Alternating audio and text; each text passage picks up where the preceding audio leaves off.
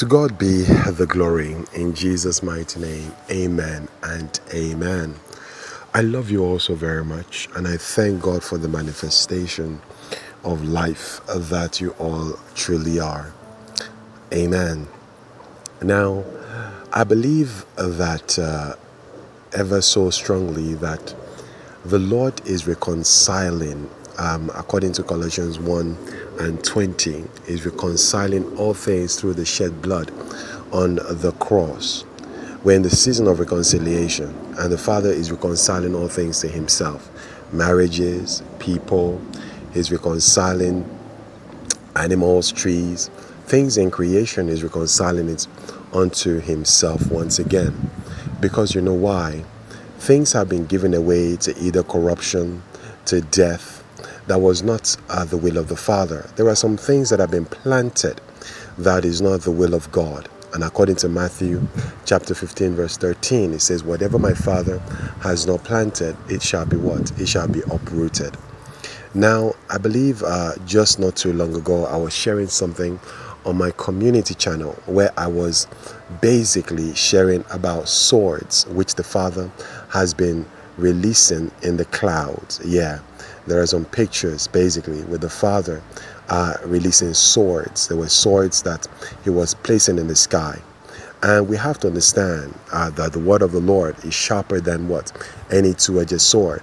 So majority of the time, if you look at the scripture, the sword basically helps you to understand, yes, one of the realms of the sword is the word of the Father. Do you see that? One of the realms of the sword is what? Is the word of God. This we can see in the book of Ephesians chapter 6 and verse 17. It says, take the helmet of salvation and the sword of the Spirit, which is the word of God. Now, what the Father is actually reconciled or has reconciled today is in the realm of the sonship, restoring the sword to the realm of the sonship. I believe I've been sharing with each and every one of us that the reason why Christ came, died, and resurrected was to restore us back to the realm of the sonship. Christianity was not the will of God. The Bible helps us to understand in Acts chapter 11 verse 25 that it was Paul and Barnabas. They went into Tarsus, and it was in Tarsus that Barnabas found Paul, and eventually went to what?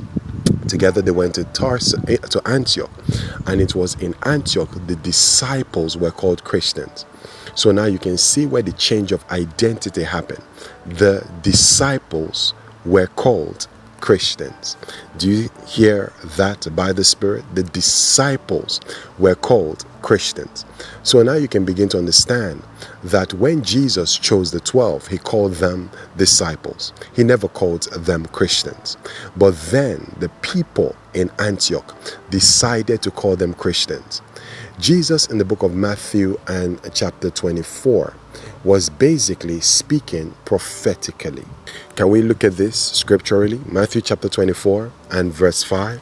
It said, for many will come in my name, claiming that I am Christ, and will lead many astray.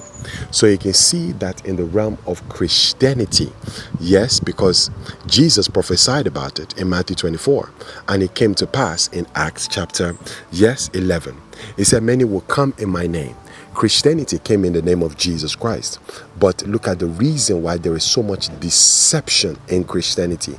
Yes, deception. So much deception has flooded that identity. Why? Because it was not ordained by Jesus. It was the people in Antioch that gave them the name. Now look at 98% of creation have flooded themselves into an identity that is not the will of God. So you can see the falsehood, you can see the deceptions that have risen there.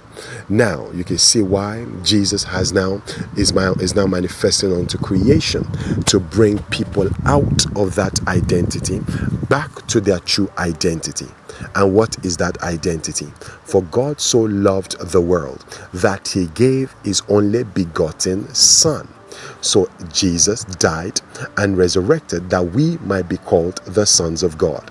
So you can see that under the old covenant, there were so many realms of sonship. Yeah, there was in the Bible in Genesis chapter 6, it says that what? The sons of God saw the daughters of men. In the Bible in Job chapter 1, it said the sons of God, what happened? It said they were gathered before the Father and Satan came and joined them. So under the old covenant, there were so many sons.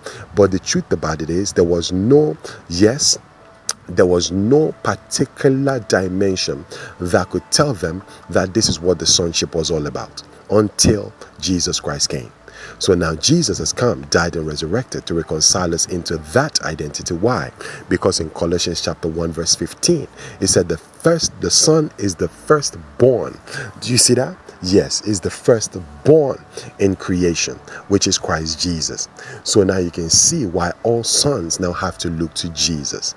Now you can see why Jesus said in Matthew chapter 19, it says that anyone who has left the brothers, mothers, fathers, yes, lands for my sake will what? Will sit on the 12 thrones. That's why you begin to understand that your inheritance can only be gotten in your sonship. So now you can see the deception with Christianity. Everybody claiming they're Christians. But Christianity is actually slavery. That's why the Bible says what? In the book of John chapter 1 verse 11 in the King James Version, it says, to those who believed, he gave them the power to become sons of God. So for you to become sons of God, it has to take you to believe. And by that, you cannot be a Christian. You cannot be a servant. Neither can you be a child of God. Because why? A child is supposed to grow. Unto us a child is born, and unto us a son is given. God does not give children, yes, the inheritance. He gives it to sons. Servants, in John chapter 15 verse 15, he said a servant does not know what his master is doing. Yes, but the son. That's why he says that what? I no longer call you servant, I call you friends. Now you can also see in the book of Galatians chapter 4 and verse 1, it said the son, do you see that? It says the child who is the heir is kept under tutors and guardians until what? Until the appointed time. So the child who is underage is kept with what? Is kept under tutors and guardians. So Apostle Paul went on to say that a child is no different from a slave. So the realm of children of God is slavery. The realm of servants of God is slavery. John 8:35-36. A sin, it says the one who sins is a slave to sin. 35. In verse 36, it says that what? A slave has no permanent place, but a son belongs to you forever.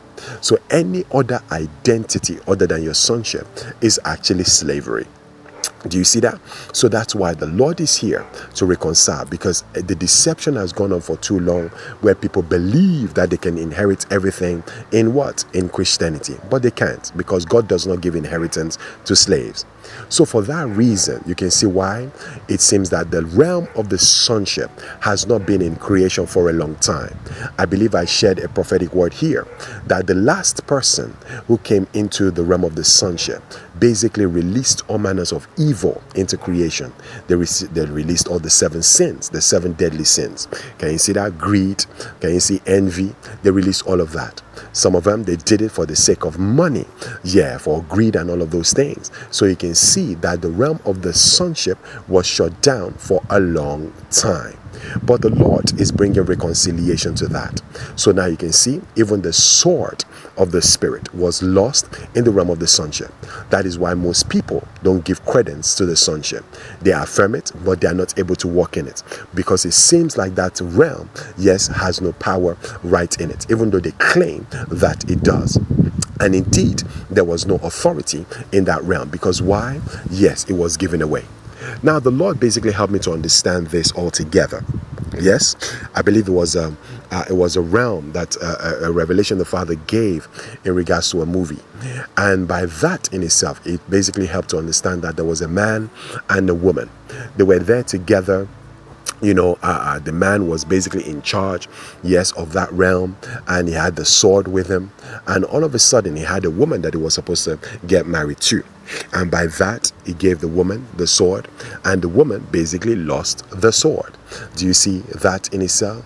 But the man had to go back to reclaim that sword and restore it back to where it should be. Now you can see why I said the sword of the Spirit basically was lost in the realm of what? The sonship. But as of this very day, the Lord is helping us to understand that the sword of the Spirit has once again been restored back to the realm of the sonship. So now you begin to understand why, yes, Jesus, when he went to John the Baptist and got baptized, and John began to speak, he said that what? He said he must become greater and John must become lesser. So this is the Father helping to understand that what? The sonship is what? Is becoming greater yet once again in creation. So now you can see, though a lot of people have been preaching about it, but they've not been able to walk fully in it. Why? Because God has been permitting things that happen in the realm of Christianity. Though it was not his perfect will, he allowed it. But now he's shutting that down. Can I help you to understand it? Yes, because the children of Israel, God gave them the land of Canaan. But because of famine, do you see it? Because of famine and everything that happened. Now what happened? It was the realm of that in itself that was shut down. Amen. It was the realm. They went into slavery in Egypt and they had a master over them. So now you can see they could not function properly because why? The Egyptians were oppressing them. So now you can see why Moses had to come and bring them out of that oppression. This is exactly what it is about Christianity. Yes, God left them as sons. They went into Antioch. They became Christians. Now God is here. Yes, Jesus is here once again to bring them out of that Christianity back into their sonship. So hence the reason why the sword of the Spirit is now being restored back to the realm of the sonship, so that the sons of God can eventually walk in power to reconcile the people that God had intended for them to reconcile right from the very beginning. So now you begin to understand the reason why the sword is being restored. The Father is saying, as of today, yes, as of today, as of today. Can I help you to understand it? As of today, brothers and sisters, Friday, the 19th of June. Yes, 2026, the sword of the Spirit, which is the authority of Jesus, is now restored back into the sonship. Because the Word, the Bible says in John chapter 1, in the beginning was the Word was with God, and the Word was God. So now you can begin to understand that the Word of the Father is Christ Jesus, and Jesus is the authority of God. That is why he said Jesus gave them power and authority. Because why? At the mention of his name, every knee bows, every tongue confesses that he is Lord. So at the name of Jesus, which is the authority, the sword is the authority. And now the Lord has restored, yes, the power of the Word and the authority of the Word back into the sonship. So now it's time for the sons to arise and begin to declare unto creation that in which they want to see manifest, as long as they come into the realm of their sonship. So now you begin to understand that in the realm of Christianity, that though the Father, the Bible says that taste and see the Lord is good. Yes, the Father basically can give authority to the person, but the authority is not in Christianity. Can I help you to understand it? Because Christianity is an identity. The sonship is an identity. So the authority is restored to the identity of the sonship, which is the original will of the Father. The Christianity dimension is not the will of the Father. So by that, the authority as of today has been withdrawn from what? The realm of the identity called Christianity.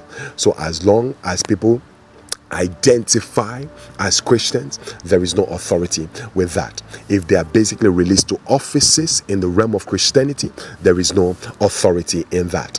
Yes, not anymore. Why? Because the Bible says he must become greater, the Son, and I must become lesser.